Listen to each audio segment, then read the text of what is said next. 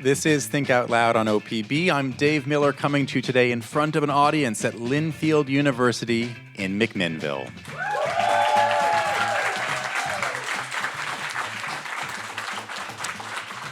Based on recent headlines, why would anyone want to go to college?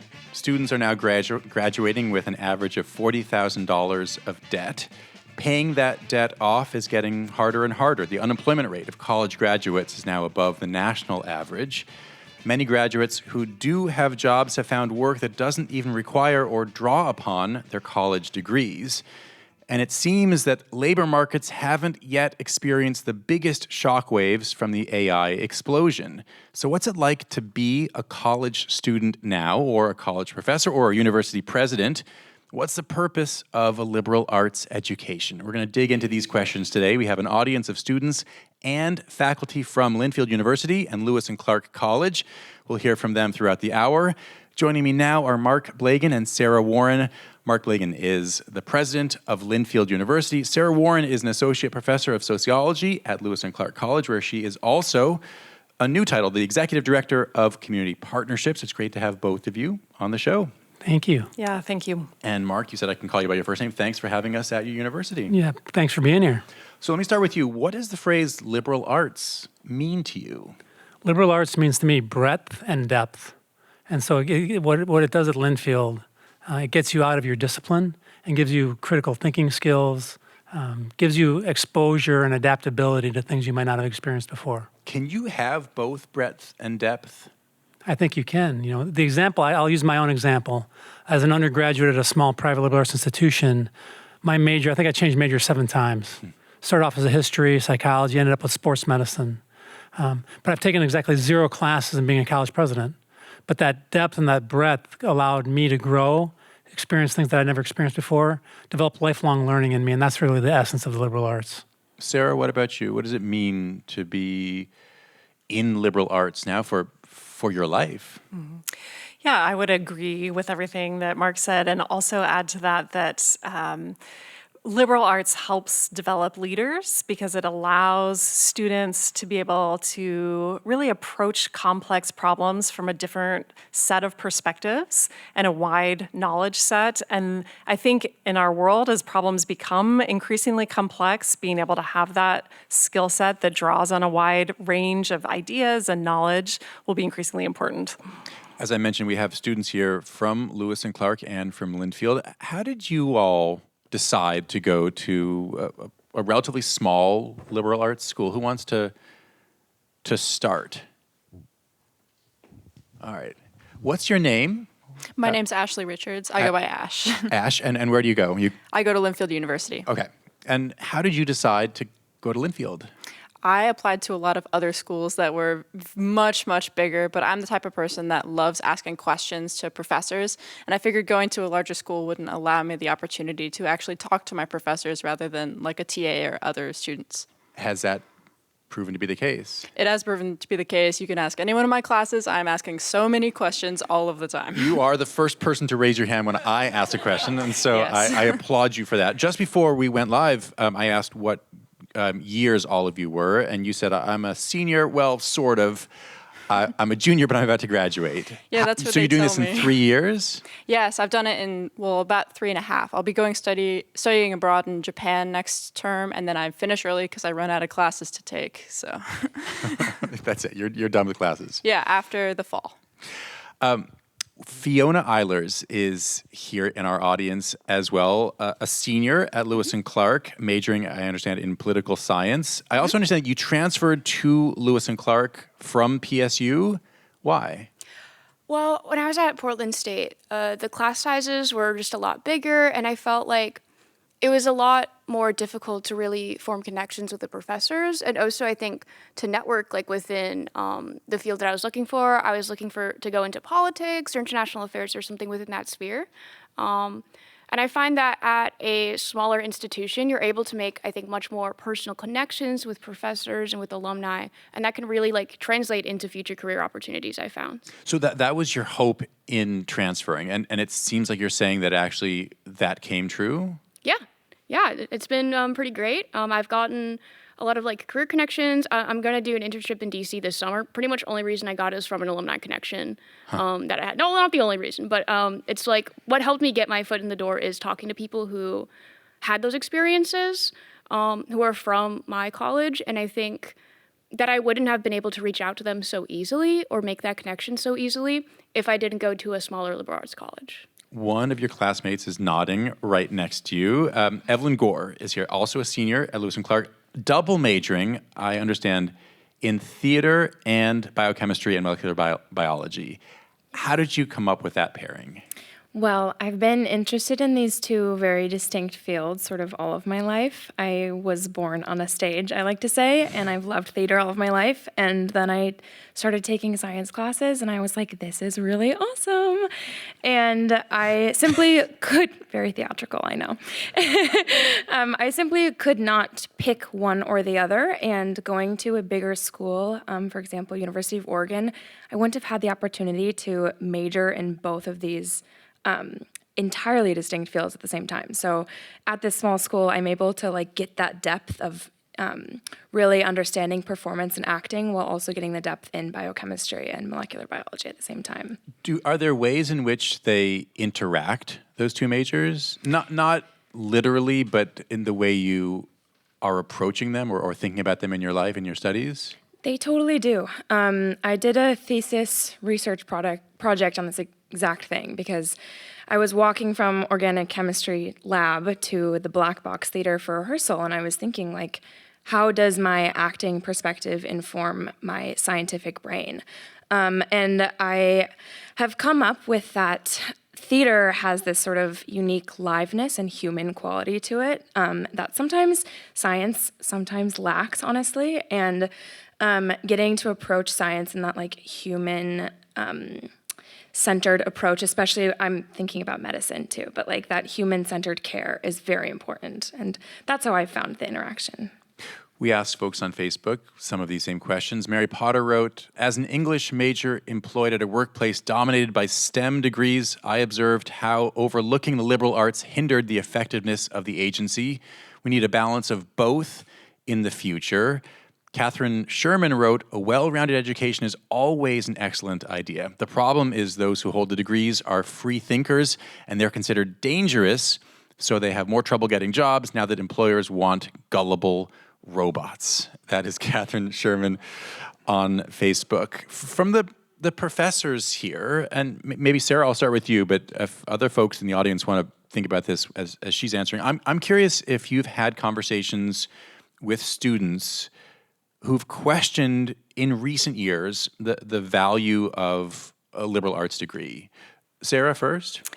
Yeah, I think there's a lot of financial pressure on students and young people in the moment. And when I really talked to students and sat down with them, many of them have had the experiences that these students who've just spoken have had of feeling like they are in this small setting of a classroom, able to really get into ideas and material in a deep way in connection with their classmates, in connection with their professors.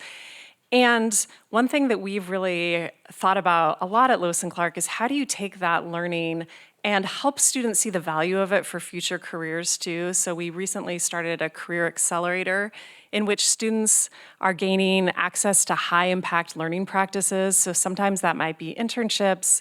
It could be access to research with professors in their labs, in their field work, or it could be overseas experiences. And so we've really found that when you start to talk to students and help them understand the ways that the things they're learning in the classroom are applicable to such a wide range of work through these high impact learning practices, that they really start to see the value of this and they go on and do amazing work that draws from their education or their internships, and they're able to take that out into the world.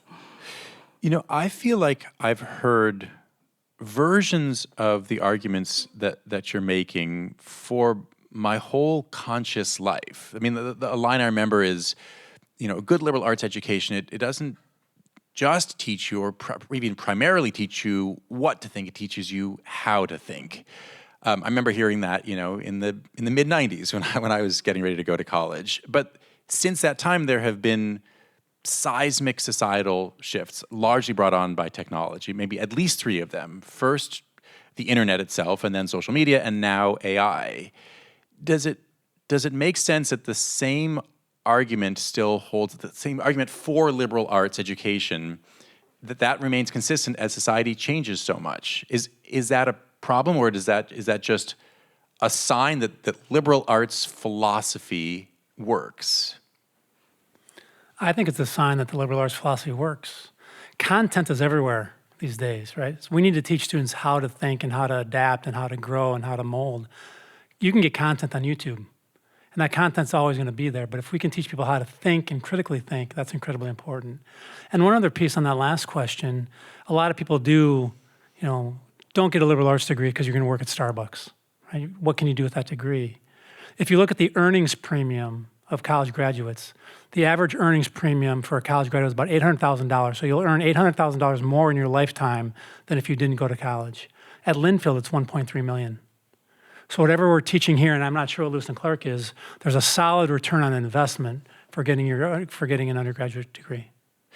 That does remind me of another comment we got online. Tim Irvin wrote, "One problem with our culture is that we only view value in terms of how it impacts earning potential." Now, I should say that you were talking about other values before, but when you talk about earning potential, does that take into account people who can't find those jobs, who say, I got my bachelor's degree, and indeed I really am now a barista? The data that we've looked at is an average. I'm sure it takes that into account, correct? But it also includes the folks who are working in finance and potentially, with enormous salaries, skewing it in some ways. I'm curious, among the faculty here, what have you been hearing from your students about how they're thinking about these very basic questions? We can talk more as we go about other issues in school now and employment issues, but the basic question of the value of a liberal arts education. So we got a hand. What's your name and what do you teach? My name is Catherine Renke, and I teach in the biology department here at Linfield University. I'm a first-gen college student, and meaning the first member of your family to go to college. Correct. And so as I've progressed in my career, when I started teaching, students really weren't talking about return on investment, and now that is very common. Students come into my office. They want to know what happens next. But I want to expand on the definition of liberal arts that we've introduced. So for me, the value of the liberal arts is in teaching not just breadth and depth, but how to ask questions and what those questions might be. I think of my own field of biology. The things that I teach as a professor didn't exist when I was a graduate student. The questions have changed precisely because the technology has changed. So when you have technology changing, then you have new kinds of questions. And I think our students are well poised to tackle that environment because they know how to ask questions. How do you think being a first-generation college graduate in your family has shaped the way you approach being a college professor? I love that question. I would say that most of my job doesn't appear on my load sheet. It doesn't appear on my Outlook calendar. What's a load sheet? So that's how the courses I'm teaching. Okay. How many credits I get for each course, what I get paid for, essentially, how we compare that across departments. Most of what I do is talk to students all day long. It's what I was doing an hour ago. I'm on sabbatical. I'm not teaching this semester, right? But talking to students and kind of giving them ideas and nudging them toward opportunities is what I do. And I think my perspective as having been first gen gives me a sense of how essential that is for some students. I stumbled into incredible opportunities because someone pulled me aside or someone said, "Hey, what are you doing this summer?" Right? That constant stream of questions. And I see the students nodding their heads, so I'm sure they have great stories about the nudges that they've gotten from their faculty. I imagine also that those people who were nudging you saw something in you. We'll never know. Okay, or they also saw humility, perhaps. We have what's your name and what do you teach? My name is Enrique Washington. I teach sport management and business, and I also have the pleasure of serving in the capacity of an internship coordinator and advisor. And my perspective is somewhat unique because I spent 28 years of my professional journey working inside of companies, helping those companies recruit people. And so I have this lens of what they look for, what's important. And as I think about my time here at Linfield, which has been 1 year, coming up on 1 year, and the conversations I'm having with students about, well, why did you come to Linfield? Because they often ask me that, and so I reciprocate by asking the same question. I imagine some of them have been at Linfield longer than you have at this point. Most of them have been. Yeah. Most of them have been. But I think my point I want to make around this value of liberal arts and what I'm saying, students saying they came here because of the ability to be a part of a community. And when you're a part of a community, you can be in a community when it's much smaller and when it reciprocates with inviting people in. And the value of relationship building and making connections transcends into a job. And so as this internship advisor role I have now, I'm helping students understand from the place of how do you build relationships? How do you foster those relationships? Because that is a unique proposition that they get to have with building relationships with other students, faculty, and staff because they have access. Those are what I think are sometimes called now soft skills or human skills. Yes. Right? Yes. As opposed to X plus Y equals Z, you're saying, how do you talk to people? How do you get them to want to talk back? How do you listen to people? Well, listening's a big part of it, but also how do you ask questions? And also, how do you approach relationship building from a place of serving? Asking others, what can I do for you or what's important to you? What are you excited about? And, when I got my first job out of college, I had a sociology professor tell me, I never forgot this. I said, I got this really cool job. I'm moving to Oregon. He said, the next 6 jobs you get will come through relationships. And he was 100% correct. If you're just tuning in, we are talking right now about the challenges and the opportunities for liberal arts colleges today. We're coming to you from Linfield College. Mark Blagan is the president of Linfield University. We're coming to you from Linfield University. Mark Blagan is the president of Linfield. Sarah Warren is the executive director of community partnerships and a sociology professor at Lewis and Clark College. I want to turn to artificial intelligence. If there's one thing that has most upended aspects of society or made us question what the future is going to be like, it is AI. So I want to first start with students. How do you use AI these days as students? Who wants to start? We got a hand over here. What is your name and what is your role at Linfield? So my name is Jacob McFarland, and I'm a student. I'm a senior student studying environmental science and philosophy.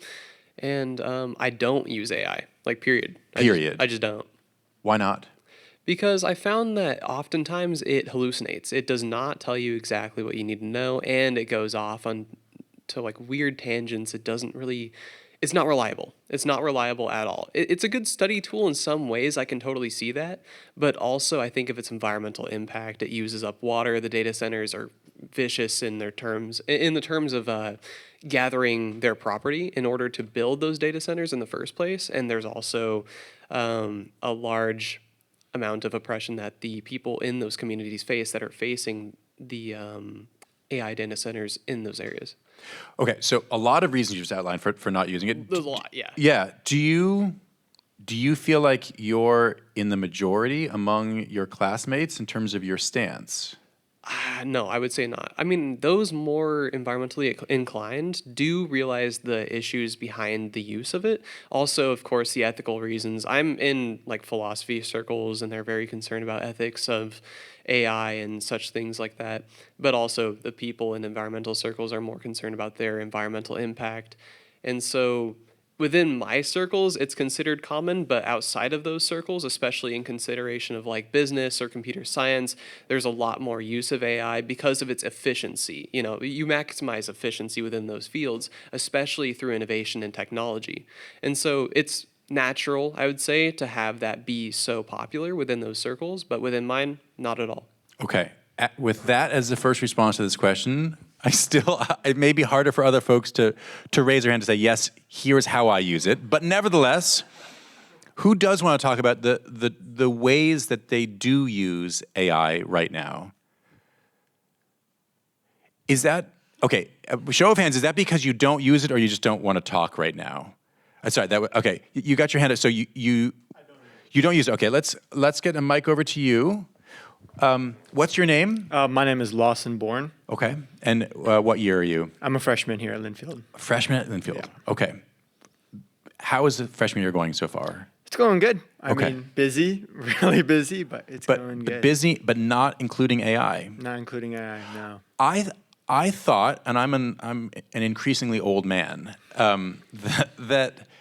that people your age, that this is, in the last couple of years, it's become the water you swim in, and that it's been relatively common for teenagers or people in their early 20s to use it as one of the tools when they're doing all kinds of jobs. Am I wrong about that? Oh, definitely not wrong. No, a ton of people probably do use it, yeah. But why don't you? I mean, in high school, I used it a lot. Oh. But coming to college, I think there is a danger in offloading your ability to think to something else. And then I took a couple classes here where we actually talked about that, and I was like, oh, I actually like thinking with my own brain. Are you just saying this because I'm here and the president of your university is here and there's a bunch of professors? I'm serious. Because this is what I want someone to say, and you're saying it, which then makes me question, wait, why are you saying it? No, this is what I believe. I mean, Okay. It's nice that the president's here. I get some brownie points, hopefully. I don't know. But no, this is what I believe. Yeah, Mark, please. I think in the last 5 or so minutes, we just got a wonderful example of what the liberal arts are. We heard Evelyn talk about range, right? So theater, and is it biochemistry? So you can come to a private liberal arts institution like Linfield or like Lewis and Clark, and you can do both. You don't have to pick. You can do all that. You can be on an athletic team. You can lead an organization. You heard Catherine talk about relationships, right? I think most of us in this room are here because of relationships.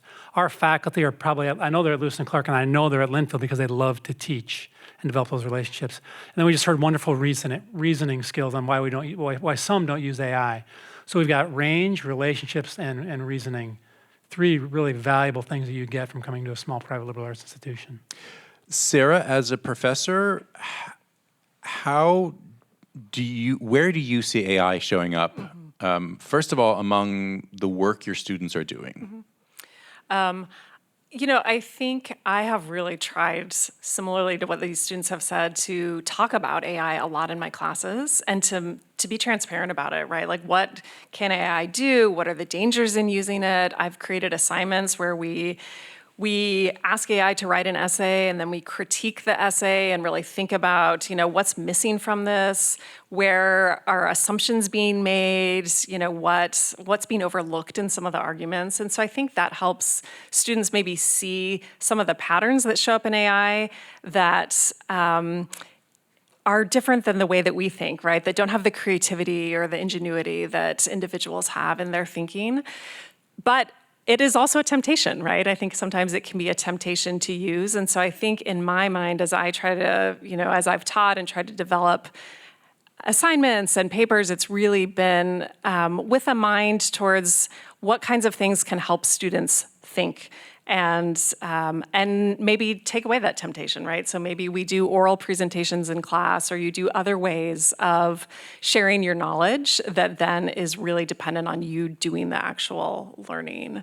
But I also feel like, one of the things that, just to echo what Mark was saying too, one of the things I think about with AI, and as we get worried about jobs with AI, is AI may take away some of these really technical skill-based jobs, but we still need people thinking about the ethics of the use of AI, the ethics of data. Where does data come from? Who's asking the questions, and which questions are getting asked and which are not getting asked? And so I think that, again, is precisely where liberal arts are doing a really important job. I'm curious, from the faculty folks in the audience, are you too, like Sarah, crafting assignments or thinking about your syllabi in ways that are affected by AI? Are you asking different things of your students because of AI? We see some nodding here. Who would like to take this on? Go ahead. Hi, I'm Julie Fitzwater. I teach in the School of Nursing here at Linfield. And we have definitely been integrating AI assignments so students can learn how to use it. In nursing, we are lifelong learners, and we use technology all the time, and technology is always changing. So learning how to get a hold of it and use it the way you need it to be, because you're never gonna get rid of the human element in healthcare. We still need nurses who can talk to people, be part of great teams. You want me there with you at the end of life, not an AI voice. You know, you want someone holding your hand. So there's always going to be humanity in what we do. And we have to be talking about the ethics of how we use it. And so students need to be having those conversations. What about assessing students? And I'm curious to do. We got a hand right there. Yeah. In genetics, I give oral exams. So I have a small enough class that I can have a conversation with students at the end of the semester and really gauge their learning. And the impetus for that is to prepare them for life in the workforce when they're really going to need to talk about the things that they know. But I think also the small size of a liberal arts college allows us to have really transparent conversations with our students. So I'd like to poke at what you guys are doing with AI because there's more to it than we're hearing. But I've asked my genetics students, and they'll put the questions that I write as study questions for the week into AI. But then they print those out and they bring them to class and they say, Catherine, what does this mean? So they're savvy enough in their learning to realize that AI isn't giving them what they need. And that's where we can start a conversation. And that's where the teaching and learning happens in the classroom.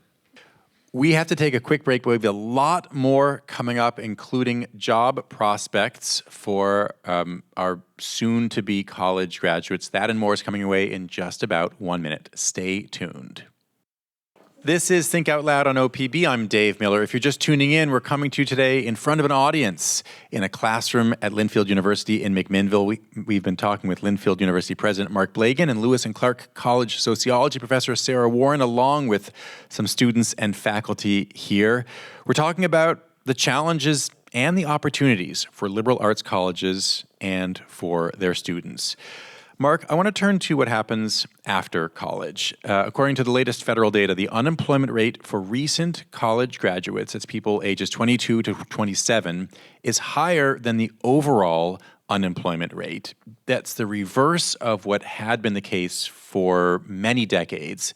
I think it was about 5 years ago when college graduates started having higher unemployment rates than the national average, and it's stayed steady for the last 5 years. How do you make sense of this shift? That's a great question, and it is a tough job market right now for recent college graduates. My guess is, and I don't know that data well, that people are staying in their careers for a longer period of time. So there's less room for our graduates to end up in right out of college. But again, I think the liberal arts positions our students well, not only for that first job, but then for the next job in their career. If they can get that first job, right? That's the question. Does this weigh on you as a university president? It weighs heavily on me, right? Both the things that weigh heavily on my mind are getting students here to Linfield, creating access. But then what do we do? What do they do when they leave? And we always want to create engaged alumni. We want those alumni to come back and share their relationships that have been described. But it's something that keeps me up at night on making sure that not only do our students understand the value of their degree, but then employers understand the value of that Linfield degree as well. Huh. Do you think that, not just Linfield alone, but are you saying that you think that potential employers are not paying enough attention to college graduates? I think there's a lot of noise out there right now for the question the value of higher education, whether it is the federal government and what they're saying their approach, whether it's that content being everywhere, whether it's companies offering their own certificates. And so I think it kind of dilutes the message of higher ed, and we need to get more articulate on that message. I'm curious for the students here. And there's another poll that I saw. 4 years ago, Gallup found that more than 70% of college graduates said it was a good time to find a quality job. Recently, only 19% said so. So, I mean, I guess the basic question is how you feel about your job prospects right now. For the ones who have anywhere from a week or a month left before you graduate, which is a number of you, how are you feeling? What's your name and where are you from? My name is Ellie, and I'm a senior at Lewis and Clark, and I study biochemistry and molecular biology. And I'm feeling okay. I'm not feeling very great about it, and mainly because, as you mentioned, the jobs that I've been looking at do not require my degree, even within the specificity of something as specific as working a lab job, whether that's in academia or in like more of a healthcare setting. Both of them either require a more advanced degree, like a master's or a PhD in whatever area you're working in, or a high school degree, and they will train you with their own certificates on the topic. And so... And you're right yeah. between that. Yes, exactly. And so it adds a layer of like, you're overqualified for the jobs that you are able to do, and you're underqualified for all the other jobs. And so you're left in the middle. There is more data about that, about the unemployment rate. I think I mentioned it briefly in my intro, but it's defined by the federal government as graduates working at jobs that don't require a college degree. 43% of recent college graduates now fit that description. So for the other seniors or pseudo-seniors among you, how are you thinking about job prospects? Well, just to reintroduce myself, I'm a double major in philosophy and public health, and I'm a minor in law, rights, and justice. So those are some very under attack regions of the types of jobs that are out there right now. But I do think that the opportunities that having like the small liberal arts school experience is like given me has really filled my resume. And so for that reason, I think that like being involved in clubs and having a work-study job that's sort of outside of the breadth of my education has really served me well. And I'm really positive, especially after study abroad, that I'll be able to get a job that I'm looking for. You know, it's interesting that you mentioned majors as under attack. For years, I remember seeing people say, oh, English majors or philosophy majors, classic majors, you know, you're not going to get a good job from that. If you want a good job, be a computer science major, learn how to code. And then just in the last, I don't know, half year, 2 years, we've learned that certain versions of computer science and coding could be some of the earliest jobs to be just fully transformed or erased by artificial intelligence. How do you young people now think about the majors you're doing or what you're studying and the potential jobs that will exist or be erased at a time when things are happening so quickly? So I totally called this computer science thing. I mean, you saw this? No, I saw it from like 4 or 5 years ago. My friends got into computer science and they were telling me how it was the next big hustle. Like they were ready to be rich and whatnot. Hustle and a good hustle. Like a good hustle. Yeah, okay. Like they were going to get like money from this. And I knew from the start it was not going to happen. It was a hunch at first. And I started seeing the signs with AI rising up and I'm like, you're going to be replaced in some degree. There's always a place for them. But okay, it's so instead you're putting your money in philosophy. I'm putting my money in philosophy Why? and environmental science Okay. because those are way more fulfilling to me than say following the money. I don't think the money has anything to do with it. I think liberal arts education as a whole and education just as a whole, period, is not valued in dollars, but rather knowledge and sense and knowing what is and isn't out there. I didn't know a lot of things that were and weren't out there because I'm also a first generation student.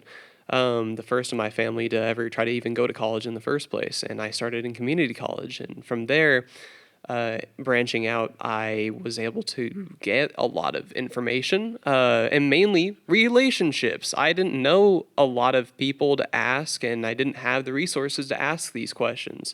So coming to college immediately granted me so many benefits, mainly from relationships, right? And so that was like one of the main things I was taking away from college is like, I have an advantage now because instead of being like stuck in janitorial jobs like my parents were for their entire lives, I can have a chance at being somewhere else. Yeah, we got a hand here. Yeah, I guess this also answers your question about AI from earlier about it being able to replace our jobs. I will say one thing that liberal arts taught me, and I think that's been brought up a couple times already, is how to ask questions. And even when AI can do a task for you, you need someone to ask said question the right way in order to get the right output. As someone who is in the science, I have to read a lot of scientific papers, right? And you had asked us how we use AI, and I will say I try not to, when I use it, I try to use it responsibly. I think like that's the best I can do. English is not my first language, and so a lot of times I will need help in syntactical corrections or grammatical things for writing. And so I'll AI just is say a that good most tool. people for whom English is a first language don't even know the phrase syntactical corrections. Well- So you're literally you're so far ahead of Thank most you. native English speakers. It's breathtaking. But go on. Thank you. But yeah, and so like I have to read these really long 50-page papers about something really niche and sciencey, and AI does save me a couple minutes doing that, right? But it's knowing what to ask, and it's knowing how to ask those questions. And another point is liberal arts taught me adaptability, and that's why I'm not as closed-minded as some may be about AI, is because I know that the future will include it, and it's something that is kind of inevitable. And so I just try to inform my decisions from the lens of something like critical thinking and just asking the right questions that I've been taught from my liberal arts education to be able to utilize it the best way I can and not have it replace me.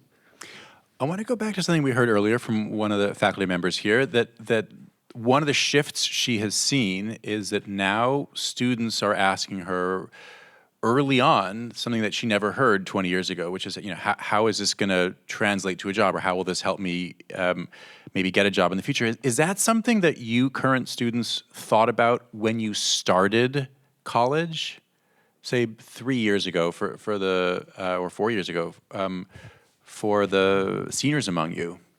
Yeah, I'm a political science major, and yeah, that absolutely was something on my mind. As a freshman? Yeah, I mean, I think it's one of those things where you kind of, I think it also depends on the culture. Like I was raised in like Asian and Slavic household, so it's like very much like a degree is a financial investment. There also is the educational value, but there's also an opportunity cost and a financial cost to going to college. And so I can, especially for people who are first gen, especially for people who are coming in from like immigrant families, people who have sacrificed a lot for you as a student to be here, it's definitely something that was on my mind. And it's, again, part of the reason why I chose Lewis and Clark is because politics is about connections. A lot of like Lewis and Clark's alumni are in politics. And I knew that the department was, excellent educationally. And I knew that also there were a lot of alumni that I could network with. And so I think it's a consideration where I think it's a bit of a luxury to not have to consider career in some respects. And so it definitely was something at the top of my mind when choosing a college. I want to turn to another big issue that is a reason that colleges and universities have become lightning rods. This is a long-standing issue, but it's been a kind of crescendo in recent years, which is the criticism that they're liberal echo chambers. And let's start with our university president, Mark. How do you think about this charge? I think that a lot of times public at large gets liberal confused with liberal arts. And so they're very different, right? And I do think higher ed needs to look inside, quite a bit. And I think there has been some liberal echo chambers going on. We should be teaching diversity of thought. But the liberal arts, right, does not mean liberal. It means teaching thinking and critical thinking skills.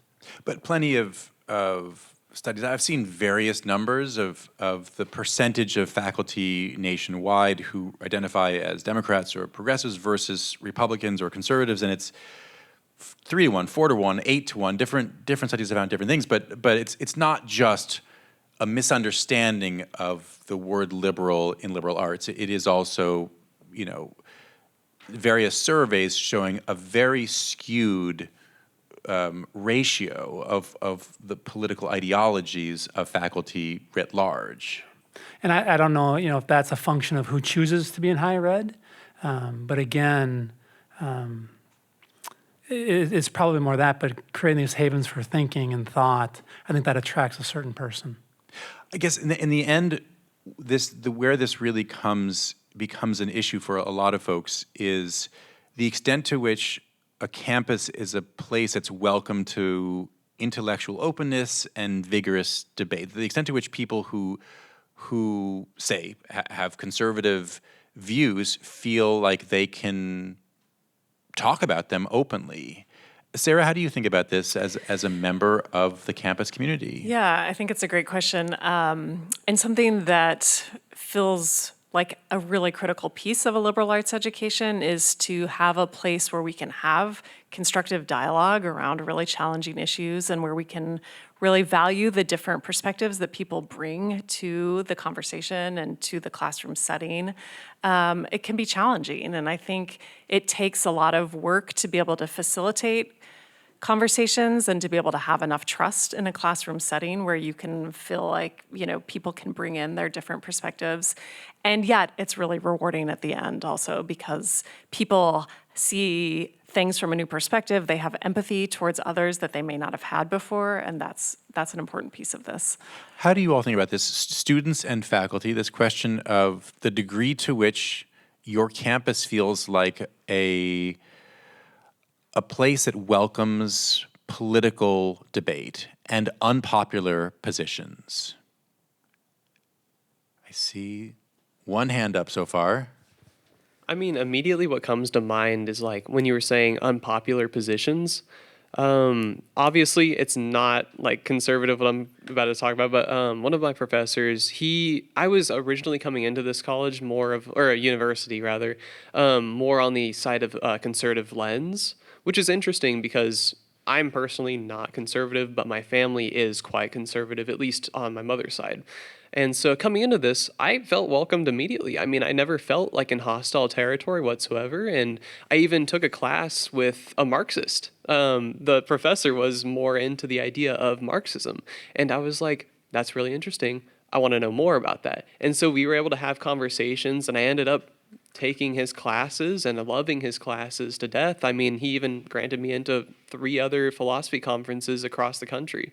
And so I think that like this liberal arts institution is amazing at providing that kind of open access to communication that's not hostile whatsoever, especially because coming from that lens, again, I felt comfortable with the exact opposite realm, Marxism versus general conservatism, right? And so, yeah, I mean, I think it's quite open, at least in my experience. I think being at a smaller school makes it a lot clearer when you don't practice what you preach in terms of your values. Like, if you're in a community of people who can see that you're actively like going to the library, reading up on things, are you researching actively? Are you using AI? Are you not using AI? Are you speaking out against it? Then that holds you as a person more responsible for your own choices. And so I think the responses that we've heard so far really speak to this, right? Where we all have sort of not an echo chamber of views, but a self-responsible view, right? Where we each have personal responsibility for our actions, as you see in the outer world as well.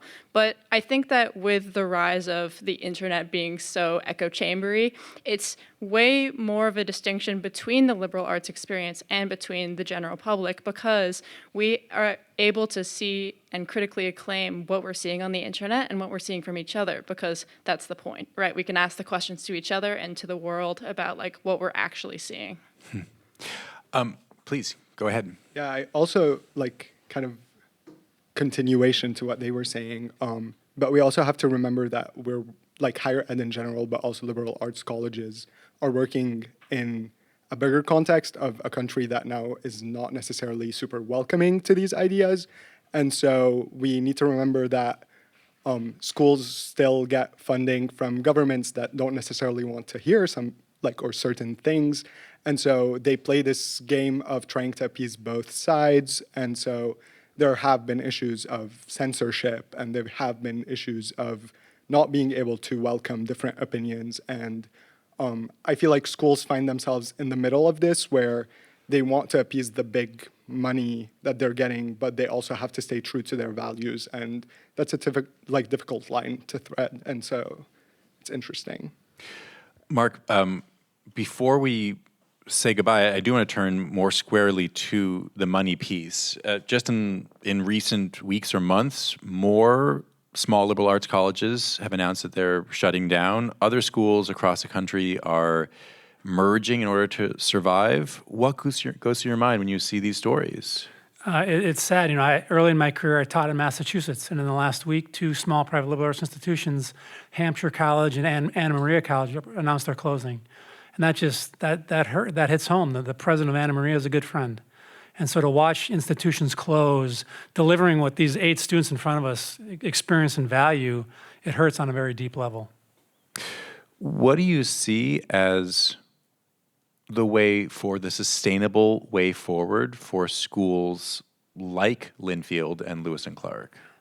I think it's a matter, much like Lewis and Clark, Linfield is enrollment driven.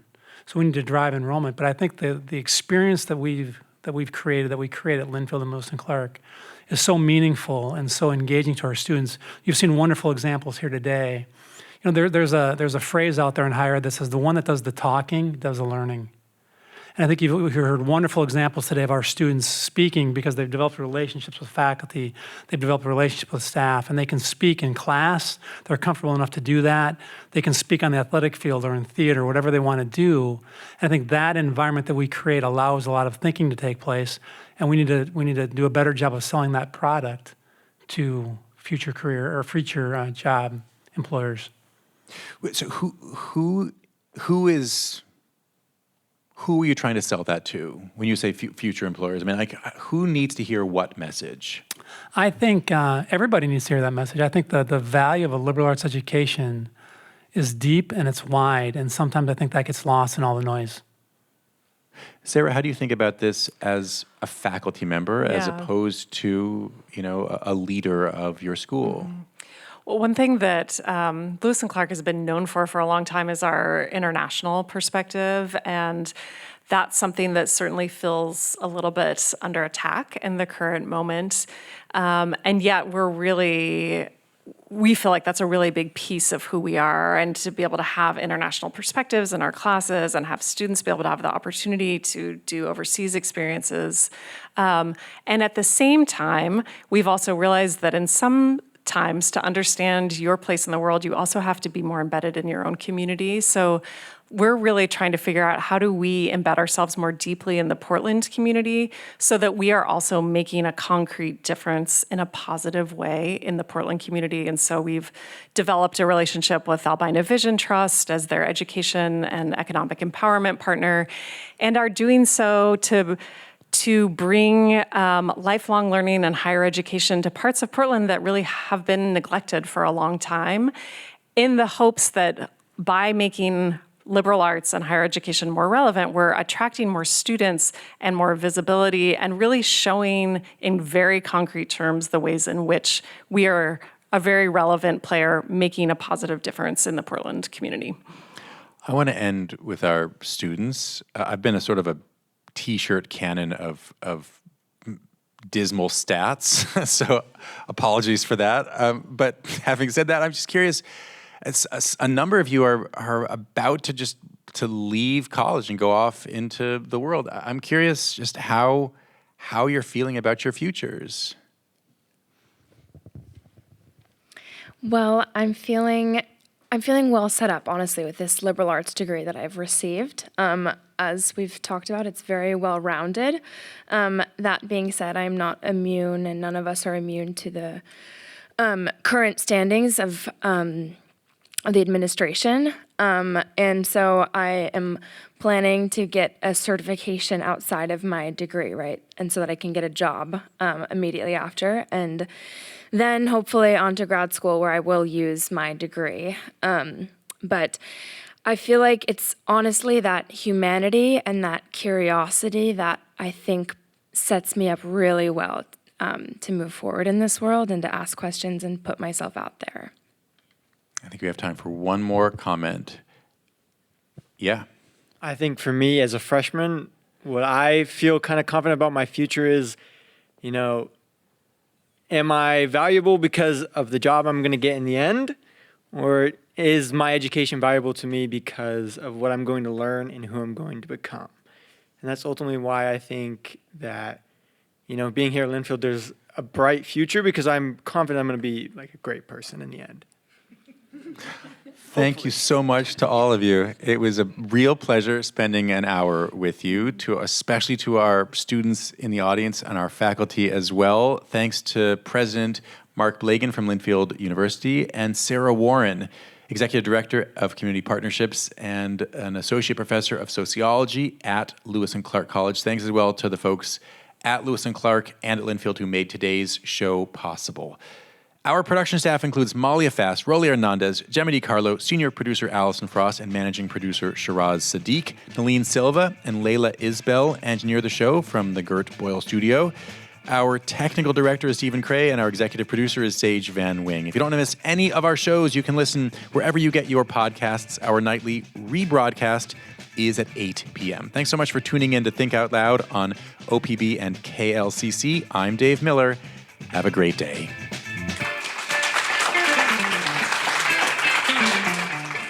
Think Out Loud is supported by Steve and Jan Oliva, the Rose E. Tucker Charitable Trust, Michael, Kristen, Andrew Kern, and Anna Sanford, the Jackson Foundation, and the Kevin and Amy Constam Family Fund.